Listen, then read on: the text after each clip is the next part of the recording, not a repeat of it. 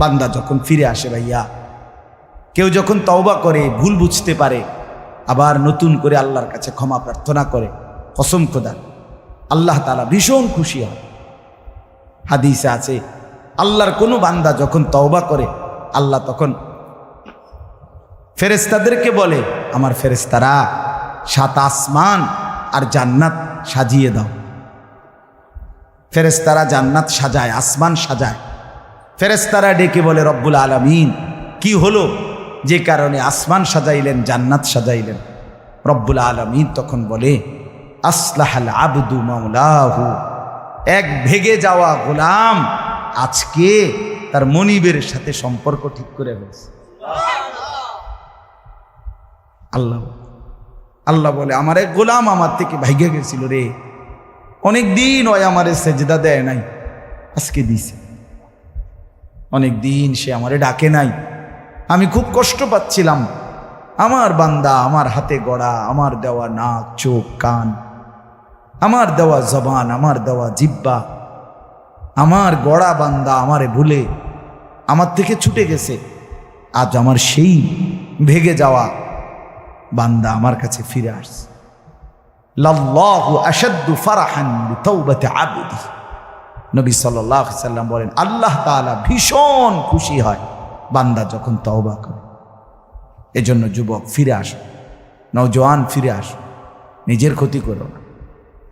আমি প্রত্যেক দিন বলি ভাইয়া, তুমি মরে গেলে হ্যাঁ পৃথিবীর কিচ্ছু আসবে, এই বন্ধুরা ধোকা ধোকা। একটা ফোলা ফাইন, তুমি মরলে খানা বন্ধ করতো না, কসম খোদা। তুমি লিখ কেন, তোমার একটা ফ্রেন্ড এক লগে যদি বইয়ে বইয়ে বিড়ি খায়, তোমার লগে গাঞ্জা খায়, ফুটটা খায়, বাবা খায়, মদখোর, গাঁজাখোর, একসাথে বইয়া উলঙ্গ ছবি দেখো, ওই জানোয়াররে জিজ্ঞেস করো বলে, আমি মরলে আমার ঠ্যাংটা ভাঙলে তুই একবেলা খানা বন্ধ রাখবি। কথা বুঝেন নাই? ধোকা ধোকা, এগুলো ধোকা। ওরা কেউ থামবে না। আরে আপন বাপ মরলে যেই সন্তানরা দিনের বেলা দাফন কাফন করছে, তারা কি সেই সন্তানরা, আপন সন্তানরা রাতের বেলা ভাত খায় না? কথা বলেন না কেন? পাশের ঘর থেকে খানা রান্দাইয়ে আরো বেশি খায়, আরো একটু গোস্ত লাও, যেই কান্দাটা তুমি কাঁদছো আজগা। কি ভাইয়া? তাইলে আপন বাপ, তারপরেও তো সন্তান খানা খাইতেছে, তোমার লেগে কাঁদবে কে?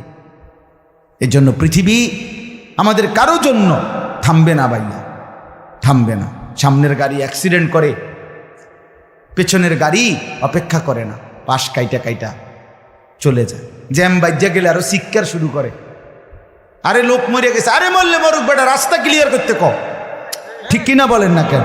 ধরে বেটা বেটা কেডা মরছে না মরছে বেটা, এর লেগে বুঝি মানুষের রাস্তা আটকায় রাখবে, মানে এই যুক্তি দেখা। তাহলে কেডা মরছে না মরছে মানে তোর মতো এক মানুষ মরছে। ঠিক কিনা বলেন না? তোর মতো এক সুস্থ সবল মানুষ মরছে বেটা, যে একটু আগে হাত নাড়তো, পা নাড়তো, সেই মানুষটা এখন রক্তে ভাসতেছে বেটা। পাত্তাও নাই, কিসের সময় কাম, কার হাতে সময়? সবাই মেশিনের মতো, যন্ত্রের মতো দৌড়াইতেছে। রাস্তায় দেখেন না সিএনজি, অটো কি করে সবাই, কারো হাতে সময় নেই। ঠিক কিনা বলেন? কে কাকে ঠেলিয়া যাবে, কারো হাতে সময় নেই, কে কার জন্য থামবে। এই জন্য তুমি নষ্ট হয়ে গেলে বন্ধু, কেউ তোমারে ফিরাবার নাই। তোমার জন্য ভাববে কেউ, ডাকবে কেউ, কাঁদবে কেউ নাই। আরে আপন মা বাপের তো খবর নাই এখন। আপন বাপ সাইয়া রইছে, দেখে তার ফুতে আজকে 6 বছর 9 বছর এক ওয়াক্ত নামাজ পড়ে না, এবড়া বয়ে বয়ে বিড়ি খায়, বন খায়, চা দিয়া ভিজাইয়া খায়। এবারটার মাইছ না সেইটার নামাজটা পড়লে পড়ছে, না পড়লে রাতের ব্যাপার। বাবুরে টেহা দনে দিছে, টাকা দিলে খালাস। যদি সুতে টাকা দেয় বাপের কোনো অসন্তুষ্টি নেই, আর যদি টাকা না দেয় এবড়ার গজবে আল্লাহর আরশ কাঁপে। ফুতের উপরে লানত দিতে দিতে, অভিশাপ দিতে দিতে শেষ। কারণ টাকা দেয় না, টাকা দেয় না, পুরা গ্রাম হাইটা হাইটা তখন মানুষের কাছে বদনাম। এই ফোলাগারে মানুষ করছি আমি, এই ফোলার লাগিয়া জীবন যৌবন শেষ করছি, 12 লাখ টাকা সুদে লইয়া তারে আমি নিজে বিদেশ পাঠাইছি। কত বড় নেয়ামতের কথা। বেশরম মানুষ সুদে টাকা লইয়া আবার মানুষের দ্বারে কও এত বড় হারাম কইরে আবার কইতেছ, হ্যাঁ 12 লাখ টাকা দিয়ে ফোলা বিদেশ ফাড়াইছি আমি, কিস্তি লইছি আমি, সুদে লইছি আমি, আর অন ফোলা গাও একটা টাকা দেয় না। তার মানে সম্পর্কটা হয়ে গেছে এখন টাকা পয়সার ভিত্তিতে। আখেরাত কোথায়? আখেরাত কোথায়? আমার মা বলছিলেন, আজীবন আমার আব্বা বলতেন, আলহামদুলিল্লাহ আমার আব্বা, আমরা 5 ভাই মাদ্রাসায় পড়ছি, 5 ভাই আলেম হয়েছে। আব্বা আজীবন বলতেন, আমার স্বপ্ন আমার ছেলেরা 5 জন আলেম হবে, আমার কবরের পাশে চারদিকে আমার ছেলেরাই দাঁড়াবে।